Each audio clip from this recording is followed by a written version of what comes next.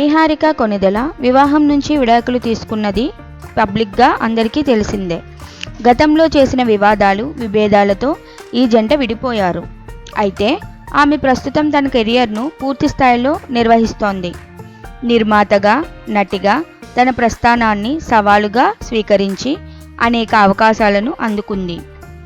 ఇటీవల ఇంటర్వ్యూలో విడాకుల అనుభవం గురించి ఆమె మాట్లాడుతూ, విడాకులు అనేది చాలా బాధాకరమైన అనుభవం, కానీ కొన్నిసార్లు పరిస్థితులు దారితీస్తాయి. దాన్ని సహించడం, అందులో నుండి ఎదగడం చాలా ముఖ్యమని చెప్పింది. జీవితంలో ఎదుర్కొన్న సవాళ్ల నుంచి ఆమె గొప్ప విషయాలను నేర్చుకుంటోంది. ప్రస్తుతం నిహారిక తన సినిమా కెరియర్ను ప్రాధాన్యం ఇవ్వడంతో పాటు మంచి ప్రాజెక్టులను నిర్మించడం ద్వారా తన పేరు పెంచుకుంటోంది.